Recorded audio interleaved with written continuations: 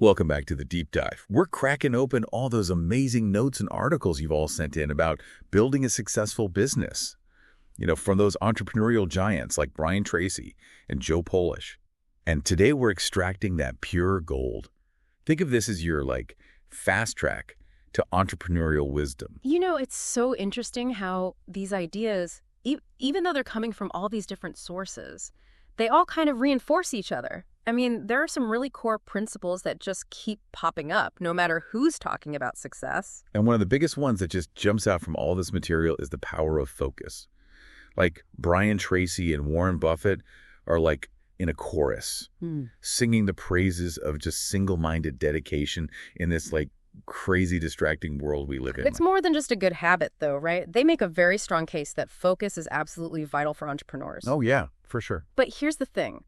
We live in an age where technology throws distractions at us constantly. Oh, yeah, it's nonstop. So it's almost like a double-edged sword, right? Powerful tools, but constant pings and notifications pulling at our attention. It's like that dog in the toy factory analogy that Tracy uses. Yeah. Constantly react, never getting anything truly done. Oh, yeah. And Tracy isn't just theorizing. He has real-world examples, like that New Zealand entrepreneur who went from coffee enthusiast to building a coffee empire worth millions, all because he learned to focus. Wow. $50 million to be exact. That's incredible. Proof that it's not always about working harder, it's about working smarter. Totally. Smarter, not harder. That's the saying. But that begs the question. How do we shift from that scattered feeling to that laser focus? Yeah. Especially when we're making those high-stakes decisions. Well, that's where things get really interesting. There's this concept called thinking fast versus slow. It's based on the work of Daniel Kahneman. And he talks about how our brains operate in two different modes.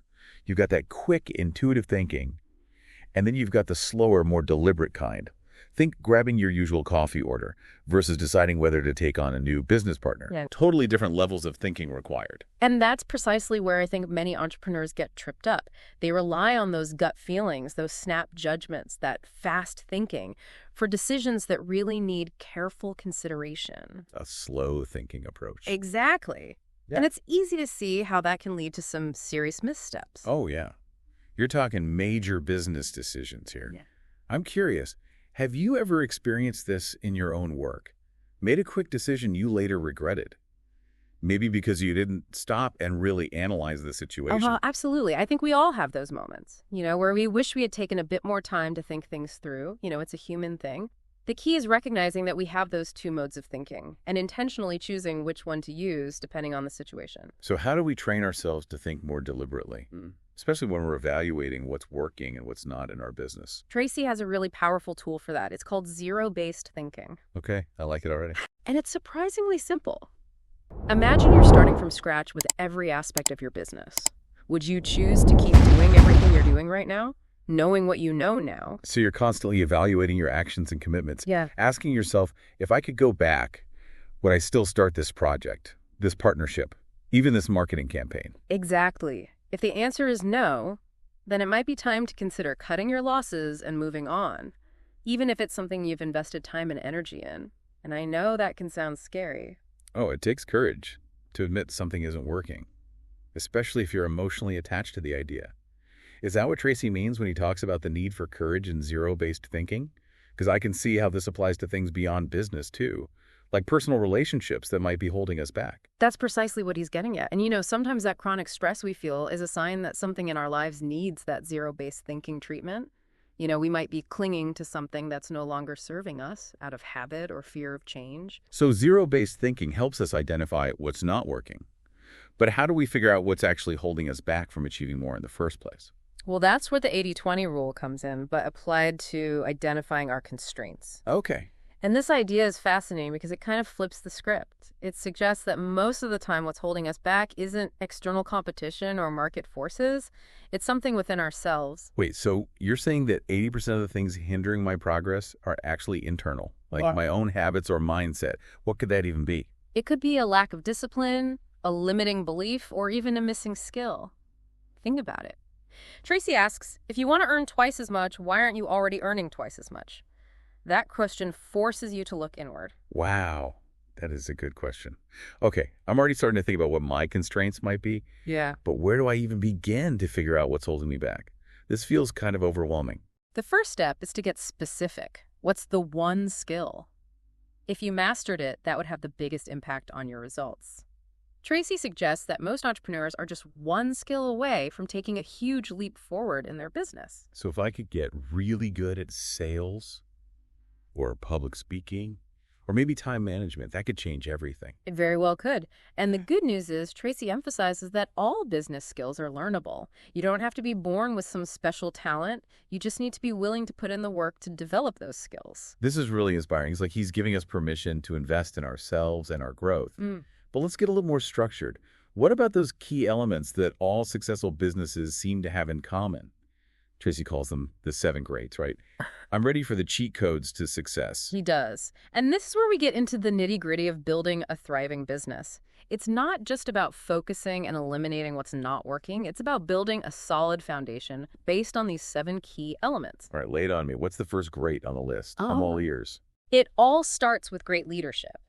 And this is more than just being the boss. It's about setting a clear vision for your business, making those tough decisions that no one else wants to make, and knowing how to allocate your resources effectively.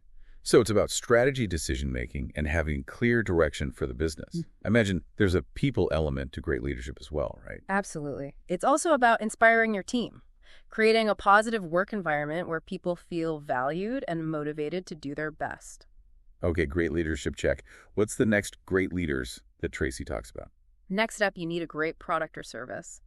This might seem obvious, but Tracy emphasizes that successful businesses are obsessed with quality.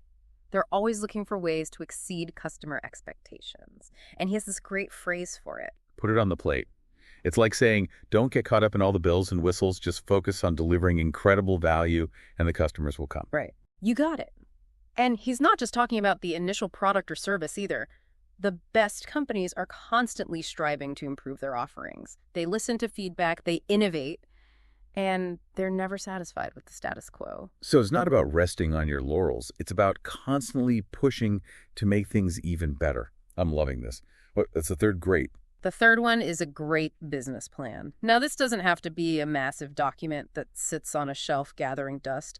It's more about thinking through the critical aspects of your business on paper, your revenue streams, your expenses, your target customers, so you can make informed long-term decisions. So you're not just flying by the seat of your pants. Yeah. You've got a roadmap for your business. And that roadmap can help you clarify your goals, identify potential challenges, and even attract investors. Exactly. And speaking of reaching your target customers, that brings us to the fourth, a great marketing plan. This is all about attracting the right customers by clearly communicating the benefits of what you offer. And Tracy is really clear about the distinction between marketing and sales. Marketing is about generating interest, getting people excited about your product or service. Sales is about converting that interest into an actual purchase. It's like he says marketing is the invitation to the party, and sales is getting people through the door and showing them a good time. Love that analogy. So marketing is about attracting attention, and sales is about closing the deal. But with so many marketing channels out there these days, it can be tough to know where to focus. That's why a great marketing plan is all about identifying the right channels and messages that will resonate with your specific target audience. Who are you trying to reach? Where do they hang out online? What kind of language speaks to them? And it's not just about throwing spaghetti at the wall and seeing what sticks. It's about tracking your results, seeing what's working, and constantly refining your approach. Exactly. And that focus on results leads us to the fifth great, which is having a great sales plan. This is where the rubber meets the road, and Tracy emphasizes that successful businesses have a professional, systemized approach to sales. So it's not about using cheesy tactics or being pushy. It's about having a clear process for guiding prospects through the buying journey, understanding their needs and presenting your offering in a way that resonates with them. Right.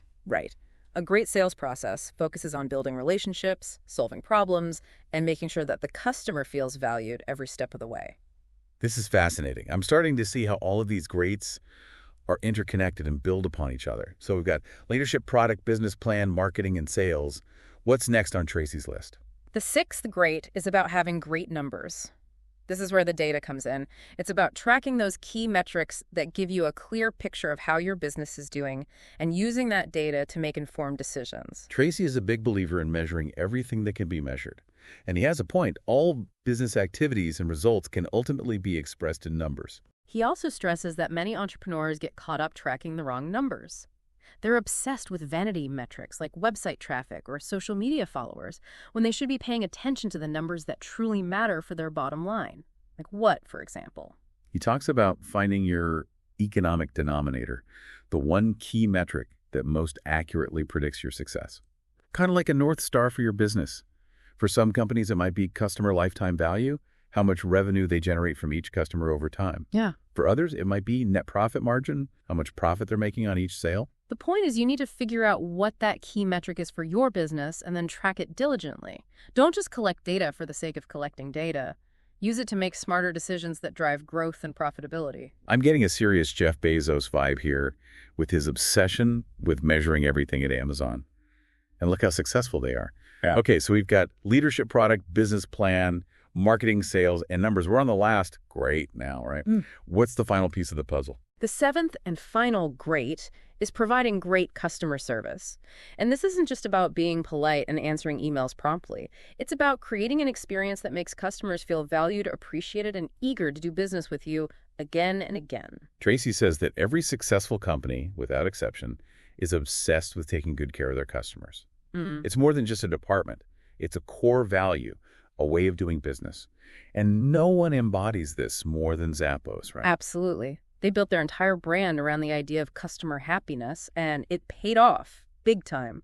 Tony Hsieh, the founder of Zappos, famously said, "We're not in the shoe business. We're in the customer happiness business. We just happen to sell shoes." That's a powerful statement. It shows how much he understood that success comes from building genuine relationships and exceeding customer expectations. So if you're listening to this and feeling overwhelmed by all these greats, don't worry. Rome wasn't built in a day, and neither is a successful business. The key is to start with one area that resonates with you and focus on making small incremental improvements over time. Choose one great that you want to work on and set a small achievable goal for yourself. Maybe it's spending 30 minutes each day working on your business plan or brainstorming ways to improve your customer service process. Even a tiny step in the right direction is progress. Exactly. And remember, this isn't just about following a formula. It's about combining these principles with your own unique vision and creativity. So we've covered a lot of ground here, from the power of focus to the importance of customer happiness. But there's something else that ties all of this together, a hidden layer that drives that passionate commitment to your business that we've been talking about. You're right. It's more than just the strategies or the tactics. There's a deeper philosophy at play here, one that fuels both personal and professional success. All right, now you've really got me hooked. What's this secret ingredient that takes a business from good to great? Okay, I'm on the edge of my seat. Spill the beans. What's this deeper philosophy that fuels business success? Well, it's something you see kind of woven through all of these principles. And that's a genuine commitment to customer happiness. It goes beyond just making a sale. It's about building relationships and creating experiences that truly delight people. Yeah, I see what you mean. Yeah. Think about the companies you love to do business with. It's not just about the product, is it? There's something more, a feeling you get that makes you want to keep coming back. Precisely. It's that sense of satisfaction, that feeling that you're valued as a customer, that turns one-time buyers into loyal fans. And those happy customers, they become your best advocates. They're out there spreading the word, telling their friends and family about their great experience. It's like that old saying, happy customers are your best salespeople. Exactly. And here's the thing. Building a business that prioritizes customer happiness isn't just good for your bottom line. It's also incredibly fulfilling. Knowing that you're making a positive impact on people's lives adds a whole other dimension to the entrepreneurial journey. So it's not just about building a business. It's about building a community, a tribe of people who believe in what you do. Which reminds me of that story Tracy tells about his friend Mitch, the restaurateur who never had to advertise. How did he do it? Just the power of word of mouth. Mitch had a simple philosophy. Serve superb food at good prices, and the customers will take care of the rest. He believed in the power of a truly great dining experience to speak for itself. And he was right. His restaurants were always packed. No fancy marketing tricks, just a focus on delivering exceptional value. It's a powerful reminder that you don't need a huge budget to be successful. You need a great product and happy customers who are spreading the word. Mitch understood that the best marketing is a satisfied customer, plain and simple. He was obsessed with quality, he listened to his patrons, and he was always looking for ways to improve. It sounds a lot like the Zappos approach, Yeah. right? They've built a reputation for incredible customer service, going above and beyond to create a positive experience. It's not just about selling shoes, it's about selling happiness. Exactly. And that commitment to customer happiness is ingrained in their company culture.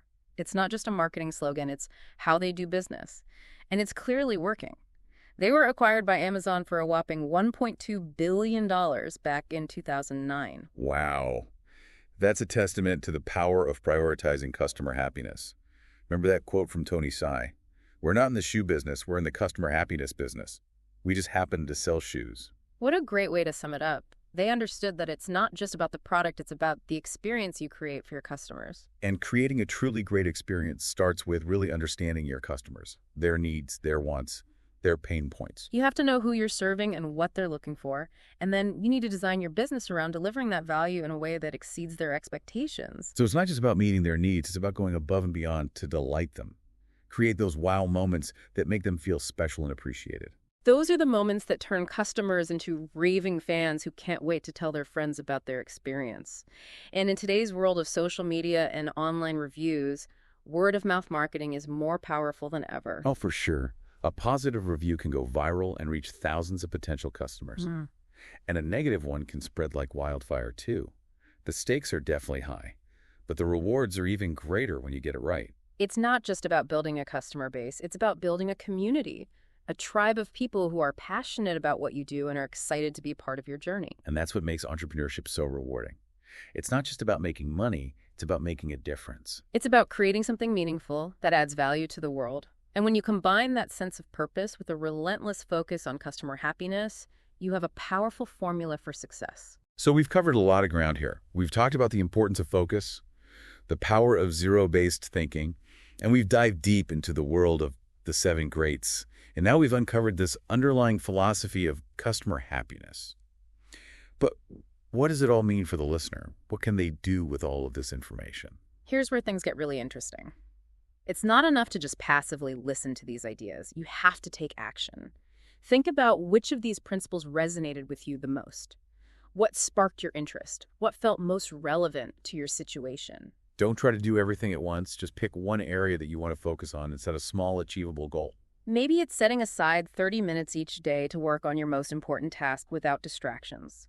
Or maybe it's brainstorming ways to improve your customer onboarding process. Or maybe it's identifying one missing skill that you want to develop and taking the first step towards learning it. Whatever it is, make a commitment to yourself and take action. Remember, even small changes can have a huge impact over time. It's like we're giving our listeners a toolkit for success, and they get to choose the right tools for the job.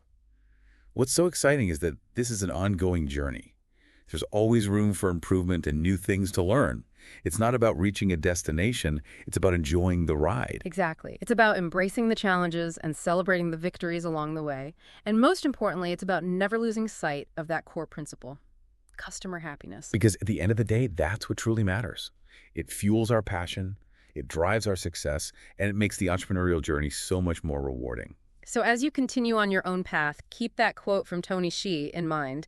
Make customer happiness your guiding principle, and you'll be amazed at what you can achieve. But there's one more piece of wisdom from Brian Tracy that we haven't touched on yet. Something that could shift your perspective on how you view business entirely. Oh, now you've really piqued my curiosity again.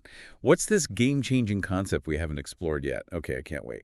What's this perspective-shifting wisdom? Well, he talks about how business models, the underlying structures that kind of dictate how a company operates and makes money, can become outdated surprisingly quickly. Oh, really? Especially in today's fast-paced world, driven by technology. What worked a few years ago or even last year might not be the most effective approach today. So you're saying that even if we've been successful with a certain business model, we can't just assume it will always work. We need to be willing to adapt and evolve. That's exactly it. Tracy challenges entrepreneurs to constantly evaluate their business models and be open to the possibility that they might need a refresh. He suggests asking yourself a simple but powerful question. Okay, let's hear it. Knowing what I know now, would I start my business this way again today? So that's zero-based thinking, Yeah. but applied to the entire business. If the answer is no, or even I'm not sure, then it's time to explore new possibilities. But it can be a little daunting to question your entire business model, though. Where would you even begin? Well, Tracy encourages looking at what your competitors are doing, paying attention to emerging trends, and being willing to experiment with new approaches. It's about challenging your assumptions and looking at your business with fresh eyes. So it's like hitting the reset button and Right. asking, what's the best way to serve my customers and achieve my goals in this new landscape? I can see how this ties back to that growth mindset we talked about earlier. Absolutely. It's about embracing change and seeing challenges as opportunities for growth. And remember what Tracy said about the speed of failure being directly related to the speed of success. Yeah, you're talking about that fail fast philosophy, right? Mhm. The idea is to experiment, learn from your mistakes, and iterate quickly. The faster you can identify what's not working, the faster you can find what does. Exactly. It's about being agile and adaptable. Don't be afraid to make mistakes, but learn from them and keep moving forward. And this doesn't have to be a massive overhaul of your entire business. Sometimes even small tweaks to your model can make a big difference. So maybe you experiment with a new pricing strategy, try out a different marketing channel, or add a complementary product or service. It's about constantly looking for ways to improve and stay ahead of the curve. That's the spirit. And this concept of adapting and evolving applies not just to entrepreneurs, but to everyone. Whether you're leading a team, pursuing a creative passion, or striving to excel in your career, the ability to learn, adapt, and grow is essential. For sure. We live in a world that's constantly changing, and the only way to thrive is to embrace that change and become a lifelong learner. Yeah. So as we wrap up this deep dive into the world of entrepreneurial wisdom, what stands out to you as the most valuable takeaway? If I had to choose just one, it would be the importance of blending a solid strategic framework like the 7 Greats with a genuine commitment to customer happiness. It's that combination that creates a truly successful and sustainable business. I couldn't agree more. The principles we've explored today aren't just about making more money. They're about building something meaningful that has a positive impact on the world. So if you're feeling inspired after this deep dive, don't let that feeling fade away. Take action today, even if it's just a small step towards implementing one of these ideas. Remember, the journey of 1,000 miles begins with a single step. And remember, building a successful business or a fulfilling career is not just about following a formula. It's about combining these principles with your own unique vision and creativity. Happy building!